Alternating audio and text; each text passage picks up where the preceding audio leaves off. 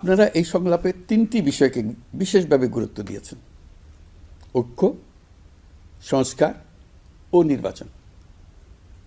সংস্কার বিষয়ে আমাদের মধ্যে ঐকমত্য প্রয়োজন, এর কোনো বিকল্প নাই। এই তিন লক্ষ্যের কোনোটিকে ছাড়া কোনোটি সফল হতে পারবে না। ঐক্যবিহীন সংস্কার কিংবা সংস্কারবিহীন নির্বাচন বাংলাদেশকে এগিয়ে নিতে পারবে না। পাশাপাশি আমরা ভুলতে পারি না যে আমাদের ছাত্র জনতা অটুট সাহসে শিশু হত্যাকারী ও পৈশাচিক ঘাতকদের মোকাবেলা করেছে। মানবতার বিরুদ্ধে এমন নিষ্ঠুরতাকে অবশ্যই বিচারের মুখোমুখি করতে হবে।